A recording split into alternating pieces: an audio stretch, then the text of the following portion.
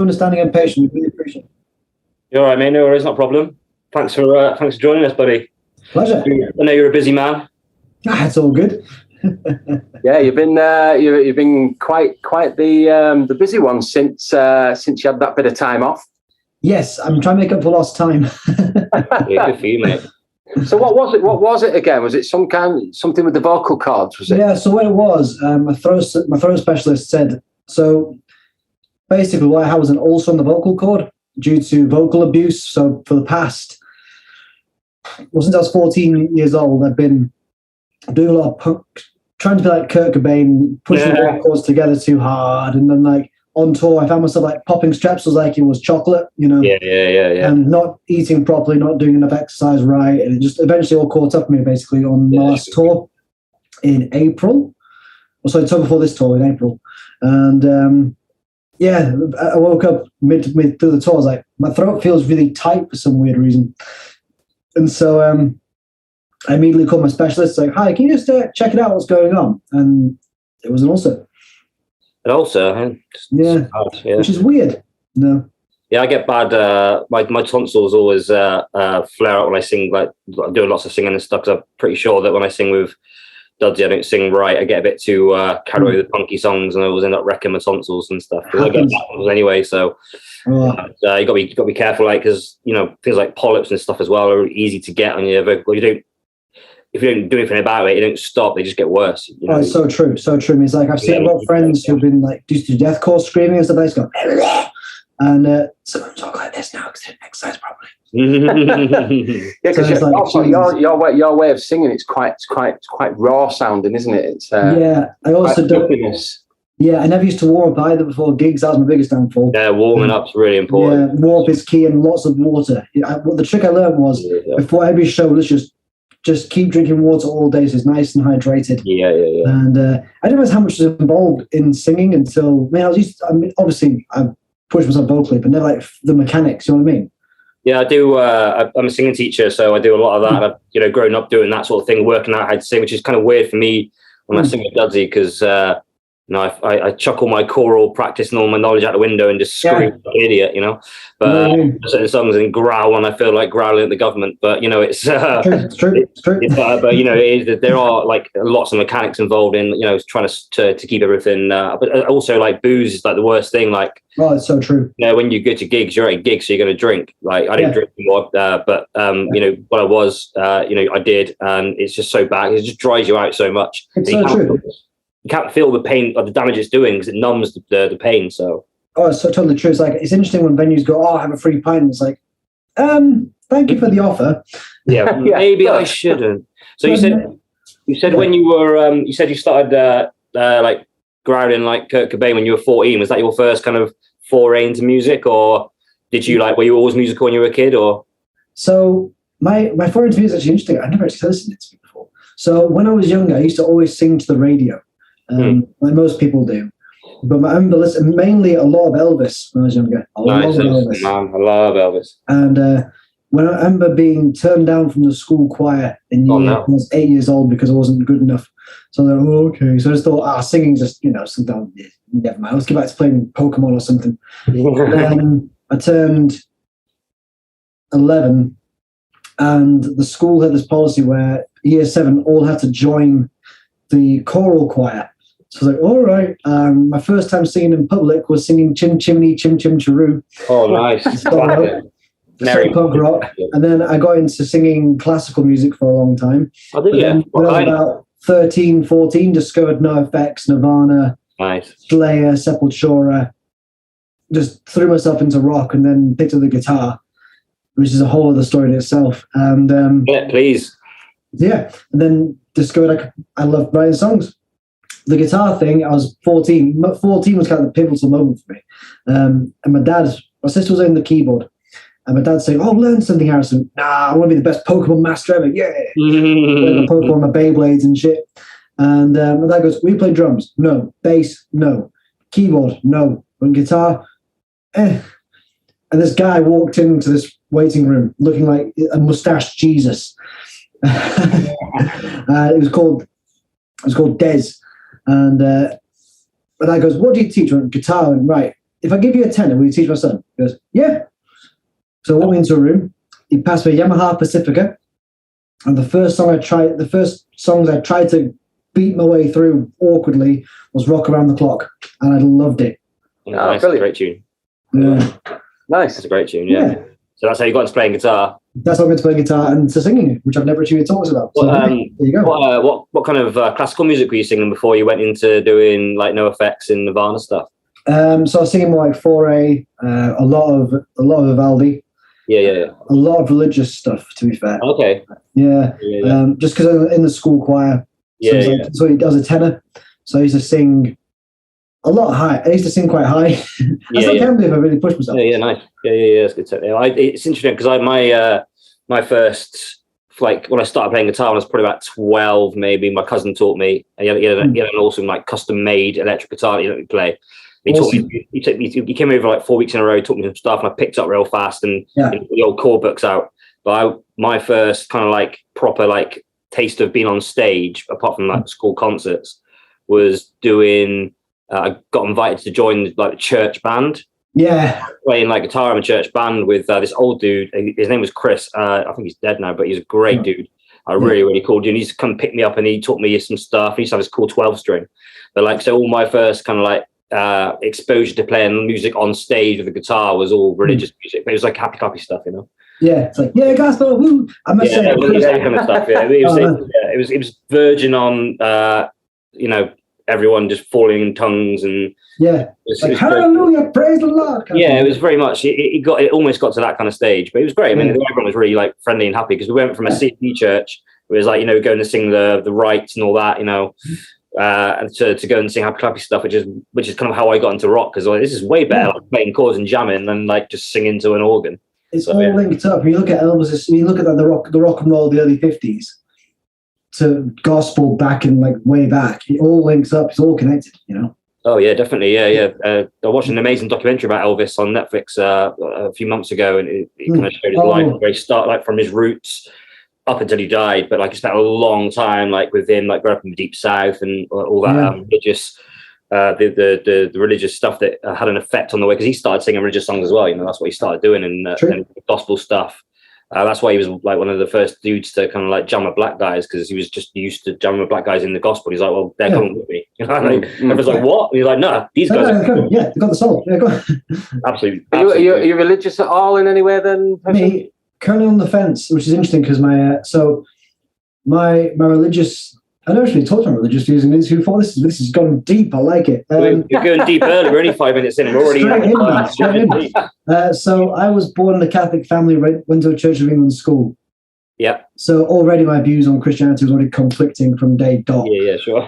And then I actually went to York St John to study theology and religious studies, like why people believe in God and stuff like that. And I dabbled in everything from different shamanistic religions to Islam to Judaism, just really threw myself into it, Mm-hmm. And I'm currently on the fence with it all still after all the experimentation. Oh, it's all right. It's just as long as you're a good, my mentality, as long as you're a good person, that's all that really matters. And any faith you have with God is personal. It's at the end of the day, it's your God, your God, your belief. As long as it's a personal thing that doesn't hurt anyone. Yeah, 100%. Crack on. I think you can use it. Exactly. I think I'm in the same ilk there with that one. Yeah, I'm completely not religious in the slightest. I'm not even sat on the fence. I know where I am with it all, but that's good. I don't have any issue with anybody else that it does. As long as it gives them comfort and peace, which the majority of people it does.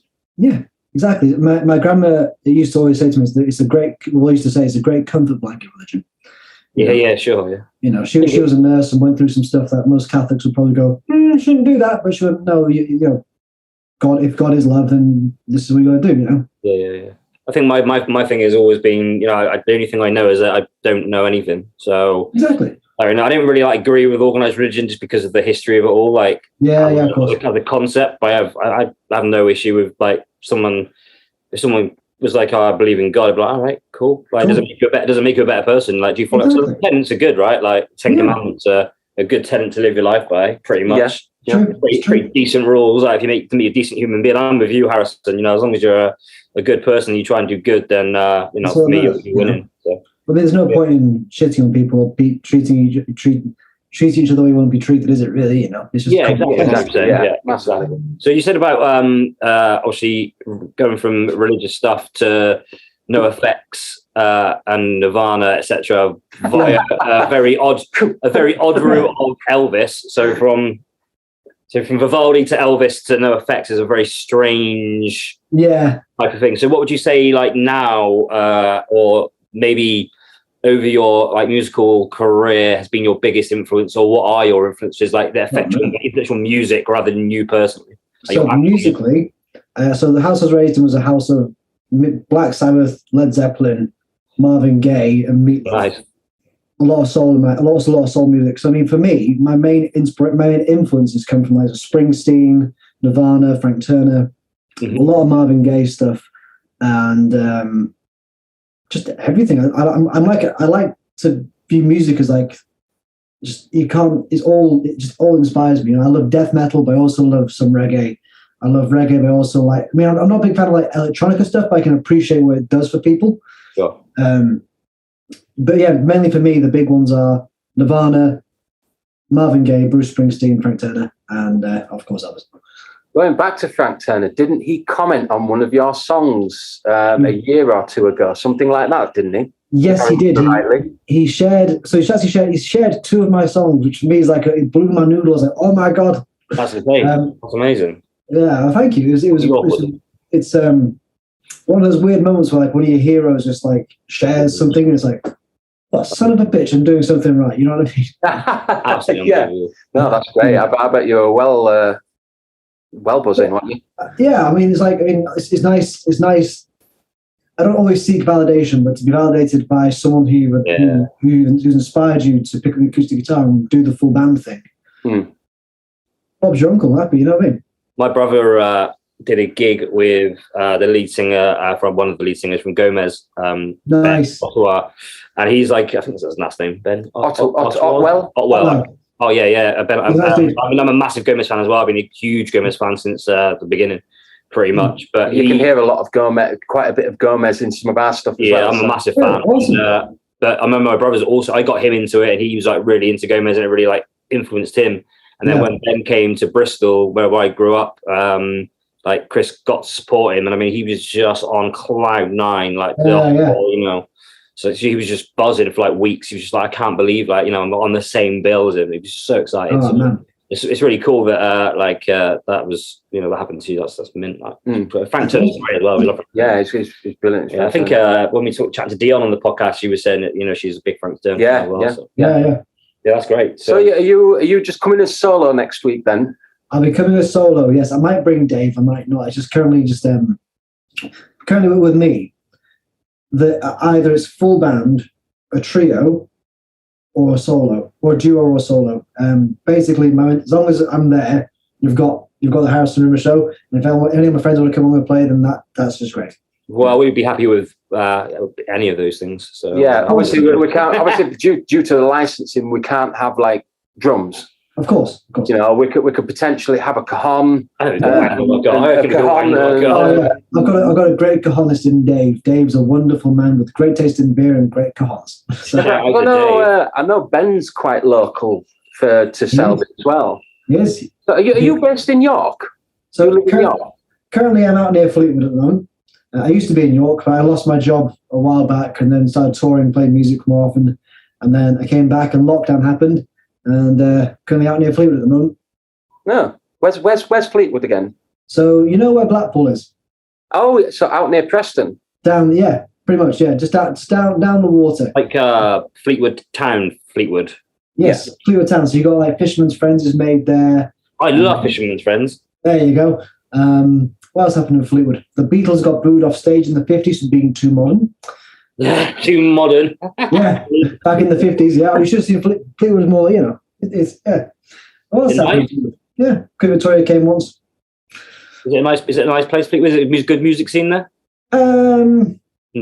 It's all right.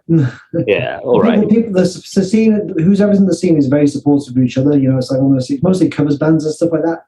Yeah, I'm not one to shit on scenes because I hate when bands go on my hometown shit.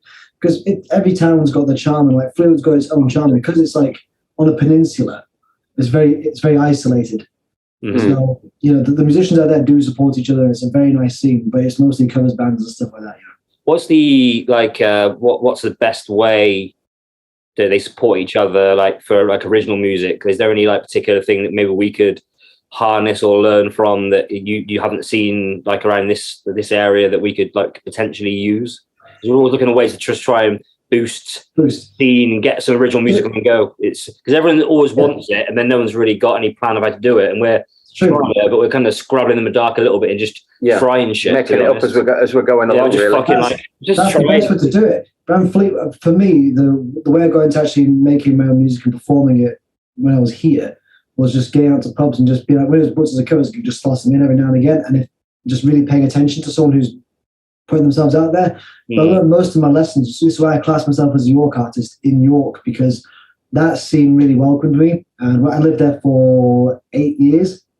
And I feel that city for me is like a second home. It's why I say I was hailing from Fleetwood and growing in York, because when I landed there, I found a scene that was willing to welcome a terrible Ed Sheeran lookalike who tries to play punk rock and folk at the same time, and they just embraced it, and they just were so nice to me and so supportive of me. That's why I always honor York in everything I do, because that city welcoming us. I met likes of Gaz because of it, met Ben because of it. All my band and everything that's happened since because I moved to York and I started playing around that scene.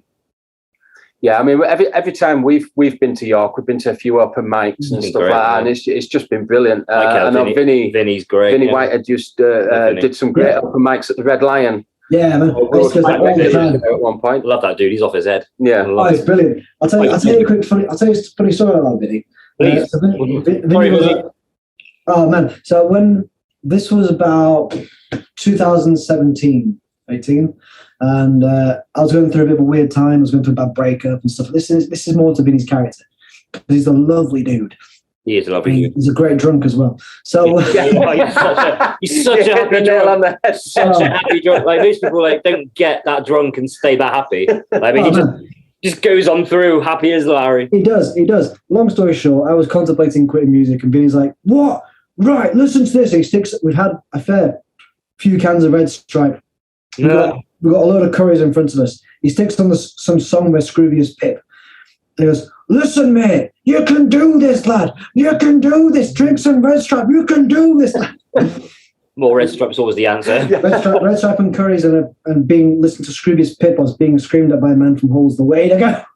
Yeah, definitely. Was it just the scene in New York being that supportive? Is it just that everyone, like the musicians, were supporting each other rather than fighting each other? Because something we found in here, which we really don't like, we try and stay away from, although we can't resist the occasional dig.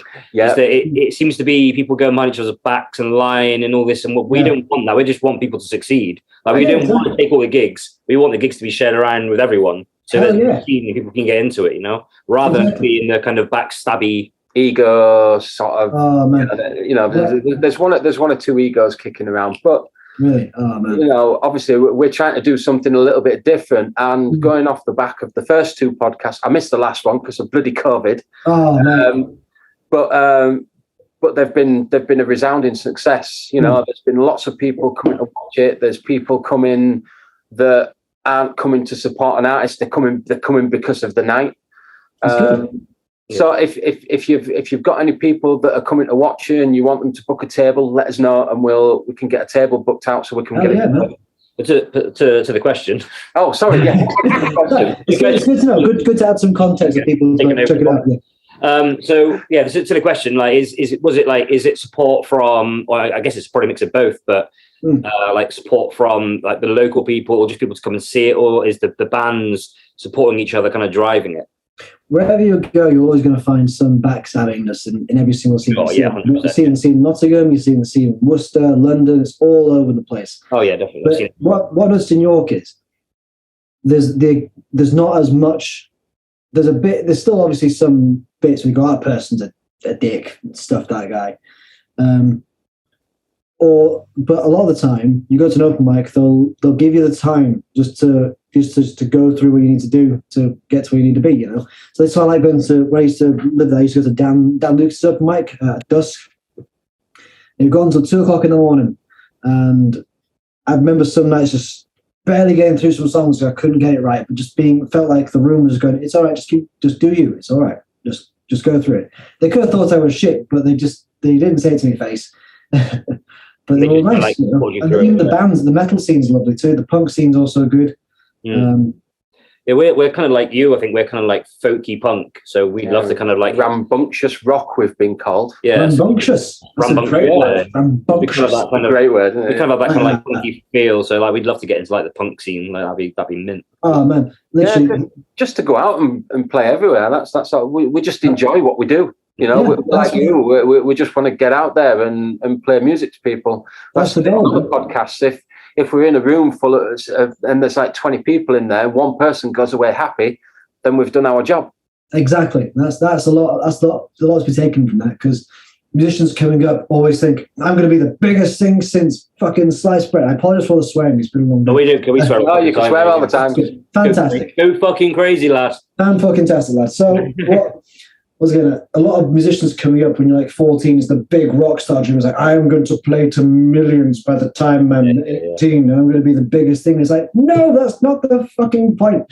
The point of playing music is to express yourself, to have fun and make friends. And if people want to support you to get to that extra level, fan-fucking-tastic. But end of the day, you've got to enjoy it yourself, and it's got to be honest. Honest is a good word. Yeah, 100%. It's great because when you do have a good gig and you do get the plaudits back, it's nice because you don't go in there expecting anything like that. Exactly. And then when obviously people come up to you after the gig and sort of like praise you and everything like that, I like it. It's nice. It's a really good natural high. I like giving. I like telling people they're good as well. I like going up when people impress me. I like going up to them and like, that was amazing. Like just the little glint in their eye, But it's just that support thing, isn't it? Like rather than being like, I want to backstab that person so I can get all the gigs. Like, no, this person's awesome. Book this person for a gig. They're gonna rock it. Because like if you get the same person in week after week, it just dies a death. It's you can't play the same place every week. Mm-hmm. I need to have people booked for months and that changing and because like that going back to that point you said about one person in 20 liking it. Like you're gonna get people who don't like it. That's the way people don't like all kinds like people generally like a few types of music, but they might not like that type of music. But they might find eventually someone they do like it if they keep going to these gigs and if they're good. They're like, oh, I really love that person, or I'll go somewhere else. So that's the kind of thing we're trying to aim for, So it's that's the goal, man. So it's good to hear that kind of support stuff in York worked for you. Oh yeah, it's like also when I started off gigging around Nottingham and Worcester and all over the UK, even in Germany, like this. In Germany, they're direct, but it comes from a good place, Yeah. But like, I didn't like that, but here's why. And then once you know that, you go, oh, I can work with that. Yeah. I can make a few adjustments to get. Yeah, I can tweak to the German way. It's fine, but I mean. Australians are funny. I gotta say, I love tour. When it was quite funny. Well, before I went to tour Australia, I used to be quite high, like really double tempos what I am now. And they used to be a lot more like gruff, and there was no clean tones, it's all aggressive tones. And I found in touring Australia, they don't care about your feelings. They don't care. Me and my partner, we travelled from Sydney to Adelaide. Adelaide, we drove all the middle of the country to Darwin down and across. And I played in venues, bars, clubs, roadhouses, even a petrol station once. Amazing. That was so good. In the middle of Australia, Barrow Creek, I played to 4 people and a cat. And still one guy went, you shit. I was like, oh. Cheers, mate. Just break my spirit more. And he said, yeah, you shit, mate. I can't, you shit. I'm like, oh, thanks, pal. And then from just having to go through that ego-crushing experience of playing every single night, it helped in some weird way, It gives you that kind of makes you build up a bit of a suit of armor for it, and it just makes you less worried about it. Like if you can kind of square away with yourself that there are going to be people out there in the audience that don't like it, and you can be cool with that. it's so much easier to get on stage because if you're constantly worried about what I've seen from the people I've taught singing who've then gone to sing on stage, they're not worried about performance. They're not worried about how they're going to sound. What they're worried about is how the people out front are going to receive them. Yeah. That's the 85, 90% of the problem with their nerves is they're worried about what people think. Like, fuck them. Yeah. It doesn't matter. Like, you're good enough to do it and you'll find people will like you. Exactly. The lesson I got taught years ago is remember, you've got the microphone, you're the loudest voice in the room. You can humiliate anyone, which is why all that experience of playing all the roadhouses, the petrol stations, the bars, the clubs. When I first played my big show of 700 people at Home Firth Pitch and Drum, sold out, massive theatre. Yes, sold out. Thank you. First gig I played was that caliber. Not to blow my own horn or anything like that, but the second I walked out, I felt at home. It's weird. And the second I walked out, I thought, I'm at home now. This feels nice. Yeah. Let's have some fun. If that was me like 7 years ago, I'd be like, okay. I've been called everything under the sun, from tampon to Ed Sheeran to Ron Weasley to everything, and I've had things thrown at me on stage. I've had one guy jump on stage with a Sharpie to draw a H on my forehead. Oh my god! Oh man! And all of it just builds you up. And fair enough, it's shit in some scenes to bring it back to the previous thing when people backstab and stuff like that. But if you're going to criticize an artist, this is just anyone who does backstab. If you're going to criticize an artist, at least do it to their face so they can get better. Yeah. But preferably, if you're watching at home, do it when they're not singing a song. Exactly. Wait for the performance finish. Don't just start yelling at people when they're on stage. Or jump on stage with a Sharpie going, here's a fucking hitch. Don't do that. That's don't do that. Speaking of that Home Firth gig, is that your most notable gig to date, or have you got a particular gig that stands out? I mean, you've probably got millions to choose from, but do you have any particular one that stands out above the rest? Good question. That one's kind of the biggest gig I've played today. The album launch was really good at the Fulford. Where'd you do your album launch? At the Fulford Arms in York. Fully Arms, I love Fully Arms. Full band show. We brought Marcus to play guitar, Vinnie joined us on stage for the harmonica. We had my friend Dave do some cajon with the full band there as well. It was a real, to quote the bar staff, a very wholesome evening. Lovely. Which was brilliant. But I'd say in terms of really special gigs, that's one of them. It's really tough. I mean, one playing in Germany for the first time, that was very special in Wuppertal. And seeing a bar packed full of 300 people just losing their minds to one of my songs and they didn't know who I was really cool. That's awesome, yeah. Playing in Darwin, we did a gig. I must say, even though that guy said I was shit, that gig in Barrow Creek was a lot of fun because it was weird. But it was just desert and a radio mast from World War II, and that was it. And it was just really cool. Yeah, that sounds cool. But I'm going to have to say, gigs that really stand out, probably my first. It's weird to say because I remember all the emotions just running through my body where it's like, this is what I'm going to have to do. This proves if I'm good or not. It's like, I worked so hard to get to this point. Can I do it? And thank goodness the room was so accepting and friendly. There's the Kenless Arms in Garstang. Where, sorry? The Kenless Arms in Garstang. It's closed down now. And I remember going with my friend's mum. She drove me my little Yamaha guitar. Walked up on stage. I refused to learn covers at 14. I was like, I refused to play the people's songs and write my own ones. And anyway, but I did it anyway. That punk rock spirit, And I just remember playing a few songs and it felt right. And and whenever I play a gig, I always feel at home on stage with a guitar and a microphone in front of me. It's my happy place. I feel I'm same as you. I don't generally get through life that well, but when I get on stage with the guitar, I feel like that's who I am. I want to be all the time, Exactly. How I feel when I'm on stage is what I would love to be able to do like all the time in my life. Yeah. Like when I come off stage and then when the adrenaline's gone out, I'm like, shit, and me again. Unfortunately, he's got one of those bodies that won't allow him to do it all the time. Nature's a cruel thing sometimes, I must say. Yeah, it's. But I know exactly what you mean about feeling at home on stage. I don't feel comfortable anywhere near as much as I do on stage. Like once I'm on stage, I just feel comfortable there. I just always do. Do you find the same when you write songs? If you're both writing songs and just you're going through the motion of the song, it's weird that your brain just starts to put together the pieces of being on stage playing a song. It feels kind of safe and nice. You know what I mean? Yeah. When we rehearse, definitely. When we've been doing some new songs recently, and we got a couple of new ones we did last night, an open mic, and they've just been obviously tight. You know, going back to like our first album, like we dropped quite a few of the songs because they were like our first album songs, and we just got better at songwriting together and stuff. And our new songs are real tight, and when we rehearse them, I like, this is going to sound fucking mint on stage, you know, just like fuck with them, and we're getting better at writing songs and dynamics as well. There's lots of dynamics. It's not just sort of like, you know, just going strum, blah, blah, blah, blah.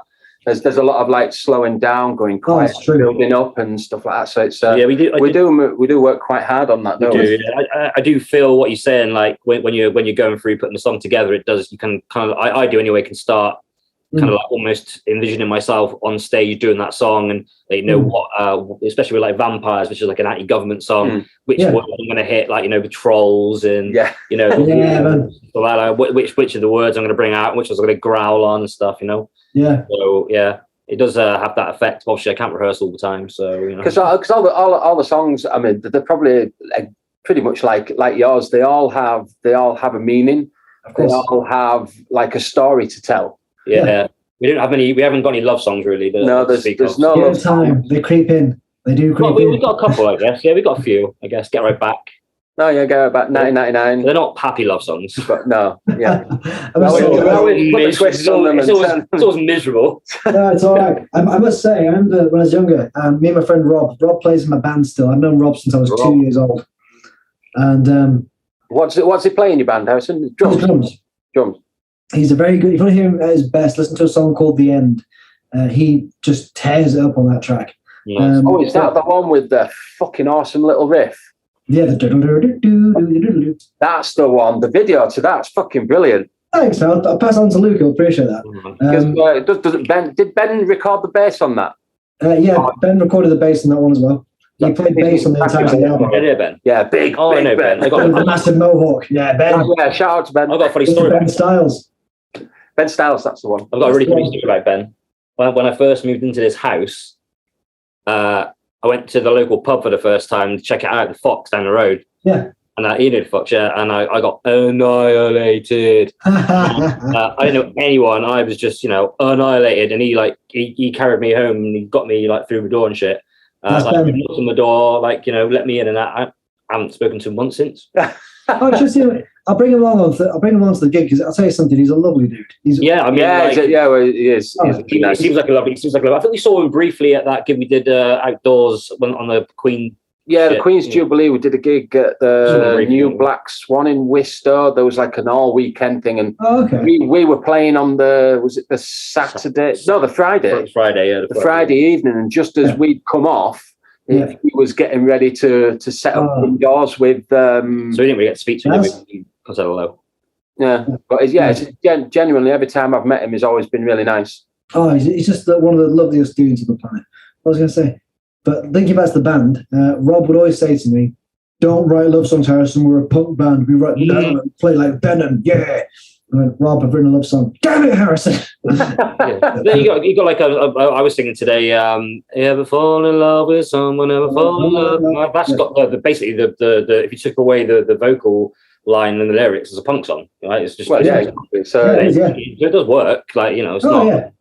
I mean, as a person who's got a back catalogue of love songs. I mean, I remember my friend's first date, which became their first dance song. Got a song in Norwegian, which was then became a song called Curled Up. Rendezvous is a very lovey-dovey song. You know, what eventually happens is you go from like not writing love songs, then like going, oh, I'm going to write all about love, and now it's quite nice. If the people in the audience, I'm sure they will, want to check you out, what 5 songs would you pick for them to listen to? She said The End, was it that one you? The End, yep. Yeah. The End, The South, Prologue, I'm on Fire. I'm going to say Flares. All right. Yeah, I'm on Fire. I remember that from when you did the Live Lounge. Yes. I was the dude that was doing all the background stuff, you know, arranging everything and getting people on board and stuff. So it was quite good seeing all the array of talent that came on there. And that was I think that was the first time I'd ever seen you. And yeah, I remember you did Fire as your last song. You just sat on the sofa. I think you were just sat on a sofa or on a chair at home, and you just absolutely smashed it. So we're big fans, and we're absolutely buzzing that you're going to be on set. So when we're also really, we know you're a busy, world-renowned touring dude. So we really appreciate you coming down and giving us a hand and help us beef the scene up a bit. So we got one more question we ask everyone. Okay. And it's a good one. It's if you had to be stranded on a desert island with any one musician for the rest of your life, they can be dead or alive. Not like on the island. In the island, they're alive still. Right. Not just a corpse of Elvis, for example. Fucking strange, but you know what I mean. Anyone, it could be anyone at all. People have picked their dads. I picked him because I don't know why. Because he loves me. So anyone you like. Any musician, dead or alive. But for eternity, though, so it has to be, for the rest of your days. Or for the rest of your days, at least. For days, it'll probably be Rob, my drummer. Yeah. I mean, if you've got a famous person, it'd be Springsteen. If you had to be people I know who play music, probably Rob, because me and him are like brothers. I mean, 20, too long to count, but long-time friends. I mean, I'm 29 now. Since I was 2 years old, so a very, very long time. Yeah. So you're like, me so far. I reckon I can go eternity. Yeah. Good choices. And why Bruce? Bruce, because he's the boss, man. He's the boss. I mean that, and also he must have a load of stories to tell you. I mean, I love his biography and like his shows and his podcast. Was like, yeah, man, I was traveling to Nebraska and like I saw a tree. It was beautiful, and the tree was like. That's basically what he's. Yeah. I'm not really I'm not like an enormous like Springsteen fan, but I always remember that documentary that we loved, the Defiant Ones, Dr. Dre. Defiant Ones, yeah. Oh, that's really good though. I watch it like whenever if I can't get inspired to go to the studio, I'll put it on, and I'm like instantly inspired to go in the studio. I'm like, right, off we go. But like I remember in that documentary, they were talking about Jimmy Iovine. He was obviously a producer. And he was talking about recording Bruce Springsteen in the studio. And you remember that story where he's talking about him just getting that snare sound? Oh, yeah. Just the snare sound over. And I love that detail because we're like that. We spend just obscene amount of time on like a bar of music. That's what you got to do to get the right sound, to get the right energy. You have to focus on the small details and really comb through it, Oh, for sure, yeah. I mean, like on new album, which is just crazy stuff. It's just electronic and it's crazy. It's got everything. That's awesome. Yeah, it was just because we were doing it. We were writing songs individually and then sharing them with Dropbox in lockdown. Obviously, we weren't recording guitars. We decided that we're going to play with synths and shit. So it's crazy. Oh yeah. We thought, fuck it, let's just do an album. It's crazy. Yeah. But with that, because it's so weird, like we've had to spend so much time on every little section, learning how to use synths, learning how to mix synths. Learning how to mix violins and cello, trumpets. It's crazy. So that sounds cool. But I love that about Springsteen, that he was like that into getting it right. He was willing to sit and wait for the right snare sound to come up. That's just fucking amazing. But the 70s, man, it still holds up now. Yeah, I mean, there's lots of albums from 70s, 80s, even the 90s that still stand the test of time today and still sound better than most of the other shite that's out there. True.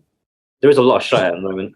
There is. I don't know if it's getting old, but I seem like I ask people of all ages, and everyone seems to say it's shit. Like, maybe not the young uns, like under 16s, but everyone above 18 is like, yeah, music's shit now. I think you just have to look at the lineup for the Leeds Festival this weekend. I mean, I looked at it and I'm just like, okay, I probably know about 4 or 5 acts on the whole lineup for the full weekend.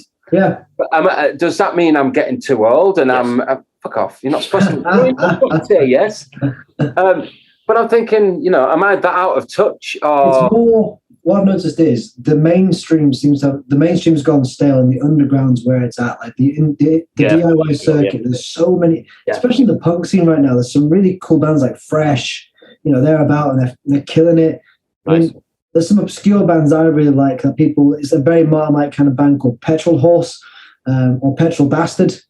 There's electronica, but it's like really, it's just, Petrol Horse sing about horse problems and weird stuff.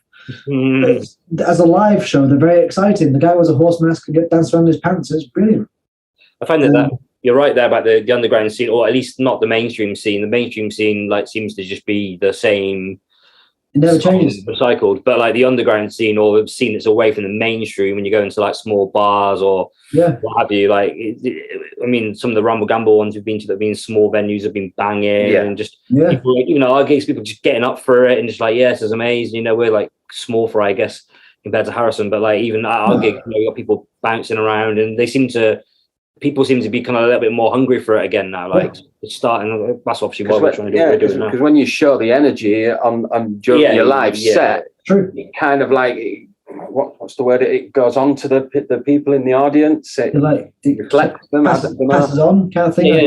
Passes on. But you know, if you're showing, if I go to see a live band or anything live, and I see somebody up there who's genuinely enjoying themselves, that automatically has me. Straight away. Exactly. So it's just the energy, isn't it? Like, if you see someone sitting there just standing and looking bored, you know, and looking uninterested in what they're doing, you know? What's the point? You know, exactly. Why are you on the stage? You know. Right, Carson, thank you very much for all your time, mate. We really appreciate it. We've really enjoyed it. It's a pleasure. Have you got anything you want to promote? Can we any links or anything like that? Just plug away. Plug. Albums, where can we find your albums? What they called, etc. Yeah, album's called Larcombe. It's out now on Spotify, Deezer, Apple Music, all those stuff. You can check us out on Facebook, Instagram, Twitter, LinkedIn. And I've also got Patreon as well. And YouTube. And that's about it, really. I'm all over the place. You'll see me at gigs. You'll obviously see me next week. And it's all going to be exciting. Yeah. Brilliant. Well, we will be promoting it quite a lot over the next 7 days anyway. So we'll be putting all relevant links to everything in each post that we do. So excellent. The podcasts, obviously this is going to be like next week, so like Monday, Tuesday, Wednesday, Thursday, there'll be like one day dedicated to one artist. Cool. So we'll split it up in sections, so like little 3-minute highlights, something like that. That's cool. And then a full unedited version. So it's all on the center. There's a Center Stage YouTube channel. I don't know if you've seen that. I've seen links. I've checked it out. Yes.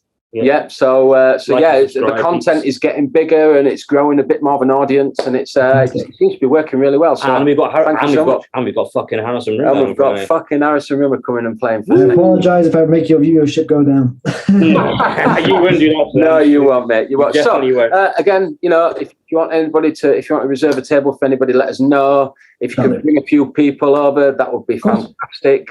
We're going to have plenty of people in there anyway. So. Obviously, we know you're not going to get over till a little bit later on, are you? That's correct. Yes. Yeah. Apologies. So, obviously, we'll just have to make sure we give you a good little bit of a sound check before you go on, because most people are turning up pretty early, having a bit of a sound check, and then of course, mess about in between. But we'll just sound check you before you go on. But we'll sort that out. Be fine. I'm a plug in and go kind of guy. I'm a busker at heart, so you know. Yeah. Just plug me in and go. We like sound, so we'll probably spend a lot of time doing it.